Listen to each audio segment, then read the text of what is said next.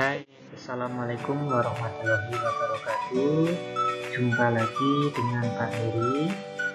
Kali ini kita akan belajar tentang ide pokok. Nanti kita akan belajar bagaimana cara menentukan ide pokok. Kita awali dari pengertian ide pokok. Ide pokok adalah ide atau gagasan yang menjadi pokok pengembangan paragraf. Ide pokok ini terdapat dalam sebuah kalimat utama. Nama lain ide pokok adalah gagasan utama atau bisa juga gagasan pokok. Dalam satu paragraf hanya ada satu ide pokok. Sedangkan kalimat utama adalah kalimat yang di dalamnya terdapat ide pokok paragraf. Kalimat utama ini dijelaskan oleh kalimat-kalimat lain dalam paragraf tersebut yang disebut dengan istilah kalimat penjelas. Artinya, kalimat utama ini tidak bisa berdiri sendiri tanpa adanya kalimat penjelas sebagai pendukung informasinya. Sedangkan nama lain dari kalimat utama adalah kalimat penjelas. Sedangkan kalimat penjelas yaitu kalimat yang menjelaskan kalimat utama. Seperti yang saya bilang, kalimat penjelas ini fungsinya adalah menjelaskan atau menguatkan informasi yang terdapat pada kalimat utama. Macam-macam paragraf.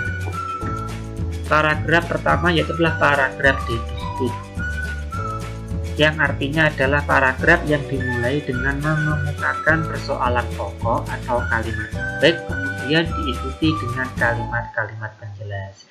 Ini kalau secara simpelnya, yaitu adalah kalimat yang ide pokoknya berada di awal paragraf. Bisa diingat-ingat istilah paragraf deduktif.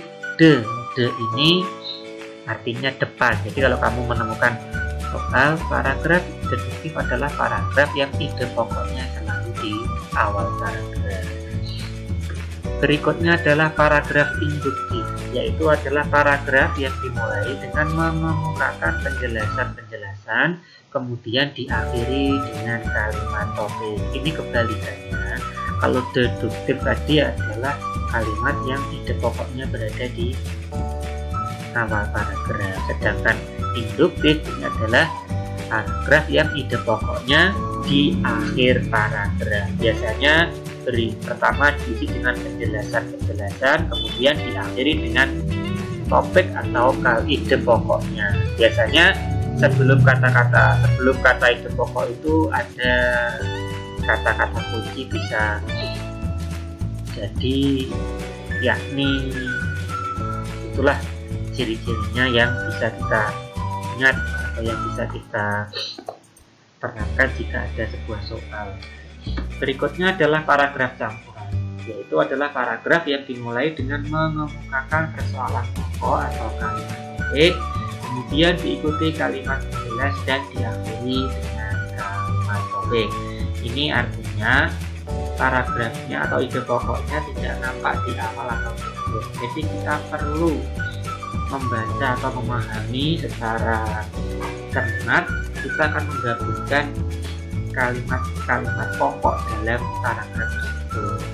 Jadi saya ulangi lagi, di sini macam-macam paragraf ada, yaitu adalah paragraf deduktif, paragraf induktif, dan paragraf campuran. Contohnya, di sini saya sudah menyiapkan sebuah contoh paragraf. Seseorang akan diuji dengan apa yang ia miliki. Ketika ia memiliki ilmu, maka dia akan diuji dengan ilmu.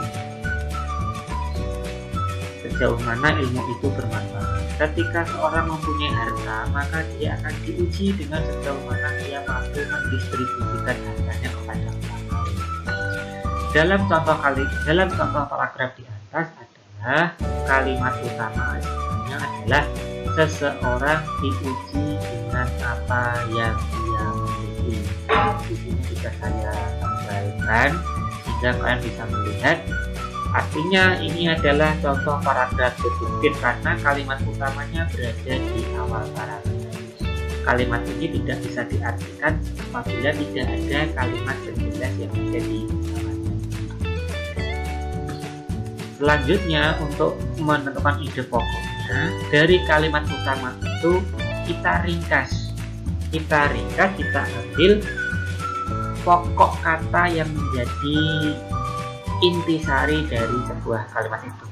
Jadi karena tadi yang dibahas adalah ujian seseorang, jadi bisa ide pokoknya bisa ujian untuk seseorang, atau bisa juga yaitu ujian untuk seorang manusia.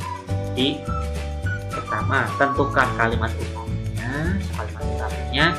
Kamu ringkas, kamu hilangkan kata-kata yang tidak perlu, sehingga itu akan tersisa kalimat inti atau kalimat pokok. Itulah yang dinamakan dengan ide pokok. Cara menemukan ide pokok suatu paragraf.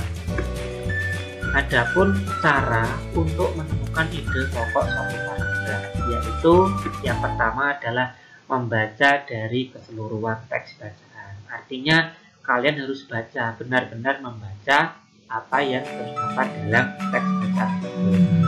Setelah dibaca, kalian wajib memahami isi bacaan teks bacaan tersebut. Artinya kamu harus paham apa yang kamu baca dan apa yang kamu cermati. Kalau perlu ini membacanya harus secara sehingga kamu benar-benar paham isi dari bacaan tersebut. Dan yang ketiga adalah menemukan ide pokok bacaan yang diawali dengan menentukan kalimat utamanya tersebut. Itulah aku materi pada hari ini. Semoga dengan media pembelajaran seperti ini bisa memudahkan kalian untuk memahami materi di kelas 6. Sekian, terima kasih. Dan apabila video ini bermanfaat, jangan lupa like, comment, dan share di channel YouTube Pak Heri, yaitu adalah Petani Muda Channel. Assalamualaikum warahmatullahi wabarakatuh.